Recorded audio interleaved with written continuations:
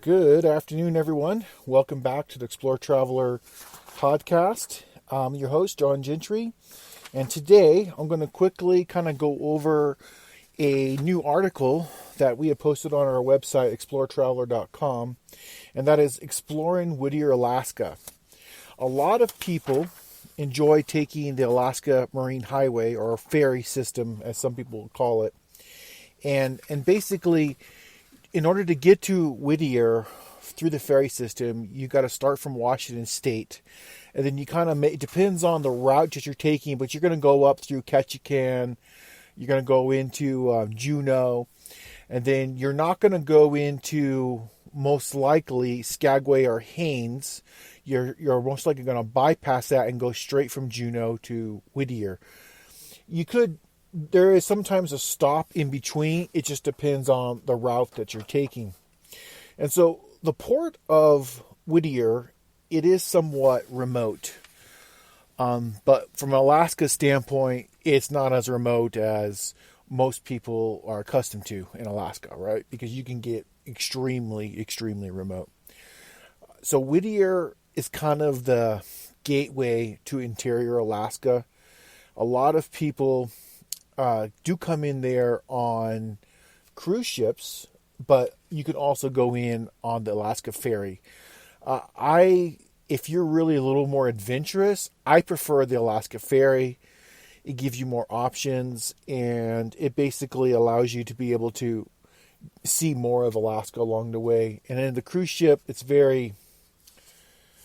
organized to the point where stuff is fake. I mean, you got a lot of foreigners, hanging out, renting shops and selling the same junk, in Skagway as they sell in Juneau. So it just sort of depends on what you're looking for. The cruise ships, I think they do well in hitting the main ports, right? So they're definitely going to hit Juneau, Skagway, maybe Haines. There's not a whole lot to see in Haines, but Skagway is pretty cool. I would just be careful, because there's a lot of what I call tourist predators that hang out in the shops, and you're not getting a deal if you think you're getting a deal. I mean, so just kind of be caution if you're going in, whether you're going on the ferry or the cruise ship or even driving in. But Whittier, so when you first get in, if you're taking the ferry, you're going to drive your vehicle off if you took a vehicle. But you don't necessarily have to take a vehicle. You can also reserve a train ticket. And you can go straight from Whittier all the way into Anchorage. And if you want to, you can continue on all the way to Fairbanks. So it's a really cool trip. And between Anchorage and Fairbanks, you got Denali National Park, right? So it's a very unique way of being able to travel. And so if you can swing it and you can afford it, I would go in and take what's called the Gold Star on the train. And that gives you the viewing area. It's kind of upgraded. I guess you might call it first class, but really there's just the normal class and then the Gold Star. That's pretty much all you have to choose from. But anyway, you get the viewing area on the train, and it's got a lot of windows, and it's great for photography. And you got like kind of a food car, so you can always have coffee and tea and things like that along the way. And so access from the ferry to the train, very good, easily accessible. If you're going to drive, you drive off the ferry. There is a couple restaurants in town. If everything is open like normally, pre-COVID, there's some seafood places along the dock there. But there's even, during the winter time, when there's no, cruise ships coming in at all, there's still some decent restaurants that are open year-round. So, driving through. So there is a tunnel. And it's a very unique tunnel. And the reason why I say unique, because if you look along the way, you're going to see these really, really sturdy blast doors, right? So clearly when Alaska built that tunnel, they built it to last. It's like a fortress inside that mountain. But on the other side of that tunnel is a really cool place to visit, and it's called Portage Glacier. And as you come through the tunnel, you're going to see this really kind of bluish looking water off to the left, and that is the glacier water, and it feeds a lake basically. And you kind of drive around to the left and you can park. There's waterfalls, on the mountains as you leave, so it's just a beautiful area. And even in the wintertime, it's really cool because you got these icebergs that's formed there in the lake. You got frozen waterfalls along the way. Some are bigger, some are smaller. And it's just a unique winter wonderland and a beautiful place in the summer. And so you've got a lot of different things that you can see.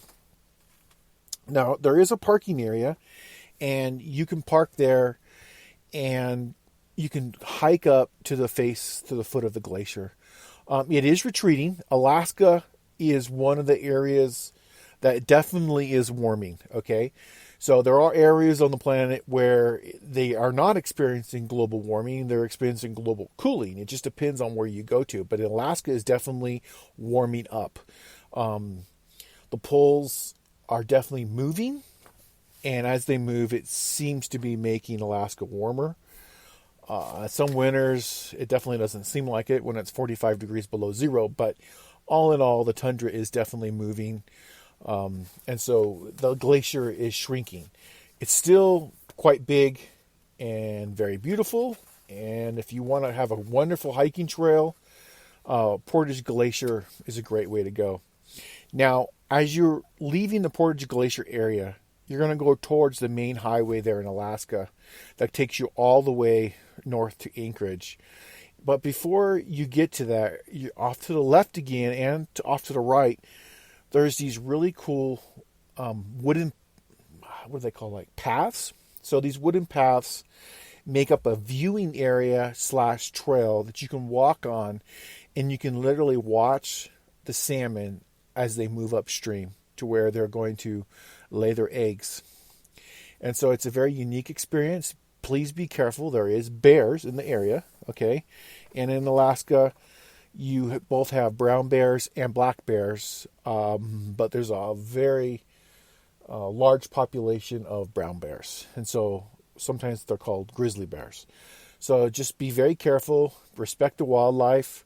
If a bear doesn't want you around, it's a good idea that you should probably be leaving. And we don't really get a lot of, bear incident reports as long as people leave the bears alone. Whatever you do, do not feed a bear. That is a very bad idea. Bears are wild animals. They are predators. And so if humans start feeding bears, then now you've equated food to human, which means bear eats human. So it's a very bad idea to feed bears. And if any of the wildlife officers, which are a part of the Alaska State Police, find out, you're going to get a fine, you're going to go to jail, and they're going to kill the bear. So it's just a bad all-around business for everyone. Now, if you're into photography like we are, the Portage Glacier area and the Salmon Walkway is just a superb area to see Alaska it's really in its wild environment. There's significant areas that you can view along the way. And as you get to the end of this road, you're going to hit one of the Alaska's main highway system.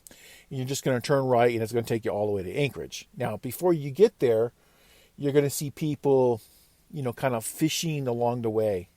And so they're fishing for hooligan. It's a small fish, maybe similar to a smelt. So it's very, very popular, and the locals like to smoke it and kind of save it for winter. And so it's a very unique flavored fish. At one time, they used to extract the oil from this fish because it's very oily, and they would collect the oil like in a grease type format. And it used to be kind of a major trade item in Alaska. There was, trail systems, and the natives in Alaska would exchange this grease from this fish for cooking. and it was a very valuable and unique item because the fish it's very flavorful and it tastes really good.